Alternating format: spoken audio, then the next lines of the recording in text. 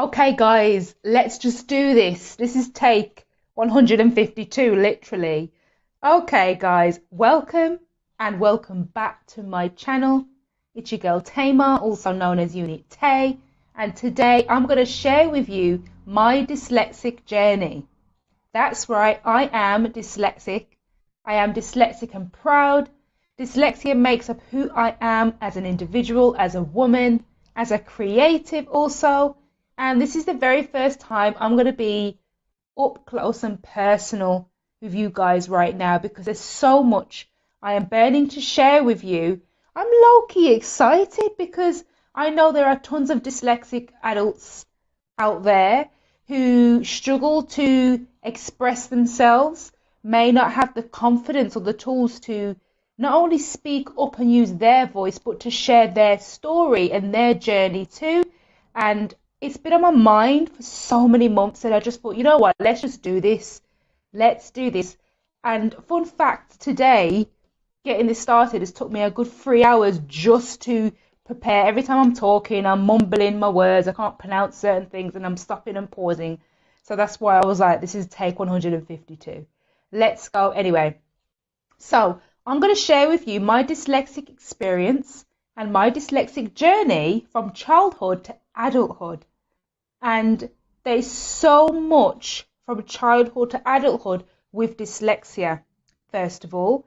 And what I'm hoping is that I can give you the confidence, you the tools, and also to enlighten you also. Or maybe you know other individuals out there who are dyslexic. Yeah? So, first things first, the million-dollar question. What is dyslexia? Dyslexia is a specific learning difficulty, or also known as SEN in the UK, or SPLD, these different keywords in the UK. Dyslexia affects 1 in 10 or 1 in 5 individuals in the UK, which is a lot. People with dyslexia mainly struggle and have difficulties with reading, writing, and or spelling. Okay? It is not, repeat, it is not connected to intelligence. And I really wanted to say that first because I don't know where this myth has come from, this big fat horrible lie that if you have dyslexia, you struggle with reading, writing or spelling, you are not intelligent enough. I have been told that by, people around me and the environment around me from a very young age. And I know many others out there with dyslexia or any other specific learning needs that we're not smart enough. We're not intelligent enough. I'm going to debunk that right now because it's so not true. Dyslexia is what makes the world go around. I'm going to say it for what it is. And I'm not apologizing for being biased because we are very creative. We are also highly intelligent, first of all. Let me just say that and get that off my chest. We've got the analysing side on the right side of our brain. And then on the left side of our brain, we have the creative side. We just tend to use the left side a lot more. That's all, guys. We just use a different part of our brain in a different way. Yeah? In a nutshell, with dyslexia, it's also like, how do I say this? It's how we use language, yeah? Not language as in the English language versus French versus Spanish. It's our day-to-day lives, how we communicate with one another, how we communicate with information on the page or maybe on a website, how we see and perceive language, our time process to use the language in front of us, our comprehension also, our organizational skills and planning skills, which is, again, the right side of our brain, the analyzing side. Dyslexia really is our brains working in a different way. And it can be difficult for us if we don't have the support around us, if we don't have the right tools around us, especially if we don't have access also to gain support. And now this, like I said, from childhood to adulthood, I'm going to be talking about today, mainly around childhood and my early years, because, dyslexia can be found very early in children, and then you've got adolescents, or should we say teenagers, keep it simple, teenagers, and then adulthood. So if we do not have access or even the support from family, networks, friends, teachers, from school education going right up to work, it can be a very difficult and challenging livelihoods for us. Yeah, I'm going to debunk it right now. So I just wanted to say that first. First things first, my childhood experience with dyslexia, guys. I'm going to share with you my earliest memory where I felt different. And when I mean different, I felt like I either didn't fit in or I felt like I just wasn't as smart as the other kids. So I want to talk about my early experiences versus my mother's early experiences with me and what she observed of me, because it's two very different outlooks. And yeah, it's really interesting. So number one, my earliest experience to realizing that I am somewhat different, is in primary school when I noticed that I was always placed on this separate table to most other pupils in the classroom. And this table has an assistant teacher. This assistant teacher was actually a special education needs teacher. I didn't know that. I didn't even know what SEN even meant. Nobody was even saying SEN back then, first of all. And this assistant teacher, I really liked her. She was really nice and helpful. She was very warm and welcoming, which is a good thing. She would sit at our table with me and like 5 other friends of mine in primary school, and she would always read things to us. She would read it aloud. She would always repeat things. She would always give us different colours, like coloured paper, different books, different pencils that I noticed were different to the other pupils in the class. And I noticed we always used to sit on the left side in this one corner, and then everybody else didn't need or didn't have access to this assistant teacher. And I was always curious as a child. I wasn't upset. I wasn't going home crying saying, Mum, I'm sitting at this table with the same people all the time, with this same extra teacher. Who is she? What's going on? I wasn't complaining about it. Do you know what I mean? I had a good time. However, as a child, it's really hard for children to really access into how they're really feeling. And it's just giving a child a confidence to ask questions also. So that was my early memory in primary school. And what I could also say, nobody told me I had dyslexia. Nobody told me. I never even knew the word existed, first of all, in primary school. And yeah.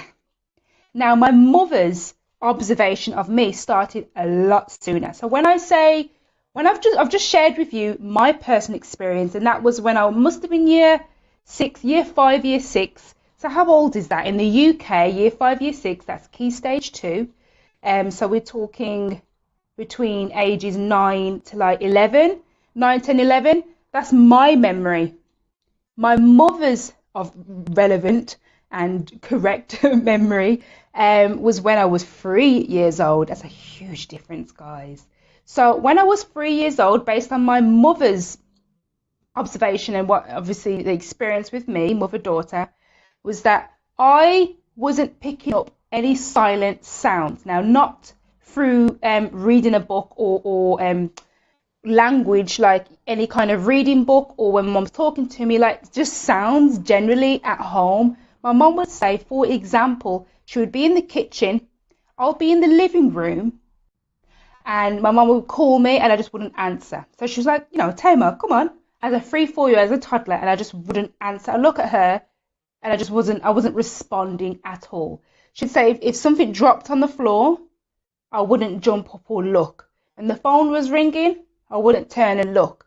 And she got concerned and she was like, this is a recurring thing in my daughter. She's not picking up any of the sounds, not even subtle sounds or loud sounds. Long story short, I was then diagnosed with a condition called glue ear, which is quite common in many young children. Now, what is glue ear? So guys, I've Googled it for you. I know what it is, but I wanted to be precise and on point with my facts on what glue ear is. Here's a quick overview. Glue ear is where the empty middle part of the ear canal fills up with fluid. It's more common in children, but adults can sometimes get glue ear too. The main symptom of glue ear is a temporary loss of hearing in one or both ears. Glue ear often gets better on its own. If needed, a GP may suggest treatment to drain the fluid, such as blowing up a small balloon using your nose. What? Scrap that last part. Anyway, that's what glue ear is. The causes of glue ear is when the thick fluid builds up inside the middle of your ear. As with general ear infections, glue ear tends to be more common in children. Yep. If it's not treated, now scrap that, let's go. Is glue ear a disability? If your child's glue ear is likely to or has lasted for at least 12 months without clearing up, then your child may be regarded as having a disability under the Equality Act. Boom, in your face. Now, next part, guys. Now, why am I sharing this with you? The reason why I'm sharing this with you, glue ear, as I just said, it impacts one or both of your ears and causes loss. If it causes a loss of hearing, guys, a temporary loss of hearing, hard of hearing, it also can impact on your language and speech, and it can delay, which is what happened to me. And as a result of that delaying on my language development, my processing development also, that also impacted on my behavior in the classroom and how I interpreted language, how I not only interpreted language in the classroom, but actually, like when it came to reading and writing and spelling, if I can't hear the sounds, the silent sounds, and in the English language we're famous for phonics. Who loves phonics? I don't. Then obviously it causes a knock-on effect, like a domino effect, which it did in my case. Yeah. So fun fact, guys, when it comes to glue ear and how it can cause in learning difficulties. So for many children, they will have occasional episodes of glue ear and there is no noticeable impact at all.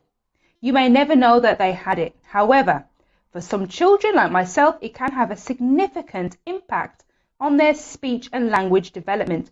I had a specialist coach as an infant and throughout primary school who was a language and speech coach. And I'll never forget, I used to go and see her. And we used to go in this like nice, I don't know if it was a community centre or there was like this room and it was very colourful. And I'll never forget, I'll do all sorts of tasks that's to do with my hearing and my speech. Now, when I went there, even though I had a great time as a child, as I remember, I never knew why I was there.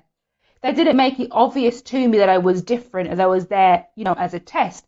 I just assumed I was there as a child because it was something fun to do, like an extracurricular activity, which may sound like a good thing, but now as an adult, as I self-reflect and look back at that in relation to my dyslexic journey and experience, I have found it to be, I don't want to say like disappointed or like a bit of a mistake.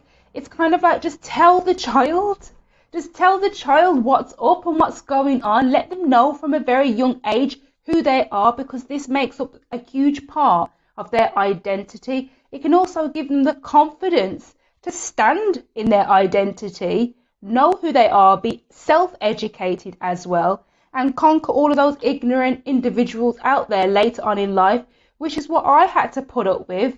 A lot of people telling me, you know, especially in high school, oh there's Tamar with the dumb group. And I'll never forget, I overheard that before, and that stayed with me for a very long time, that I assumed that I always just hang around with all the other dumb people, and they're not. I'm not dumb, you are not dumb. And the group of people they were referring to in high school were those who also had special education needs like me. You know, I've also had it in the workplace over the years as an adult, where I've had managers have the nerve to tell me, Tamar, you need to do the task quicker. No, I don't need to do the task quicker. You need to adapt the task in order for me to fulfill at my, not only at my pace, but appropriately, accordingly, so that I can do the job to its best ability and give it justice. So I'm just giving you some random examples how later on in life, how individuals in society are not educated enough about special needs, and then also about dyslexia. And as an individual with those needs, you're not given the tools, you're not given the confidence and aid to speak up, know who you are, stand your ground in who you are with pride. Anyway, I'm just saying that. Moving on. But I just wanted to first just say, and I'm sorry this is going on for so long, I really wanted to move forward on this anyway. I just want to share with you my early experiences from what I remember versus from what my mother remembers, because it does link. I had glue ear or ears. It's just called glue ear, whatever. Yeah, anyway. And how that is closely connected to my speech and language. And then it delayed on that throughout my schooling years, especially in phonics sounds, in speaking out and pronouncing words, and then also spelling words as well, which is still a struggle to me today as an adult. So, boom, pop, pow, I've said that for what it is. Let's move on to the next. Anyway, I got my notes right here, so I remember what I'm going to say next. One moment.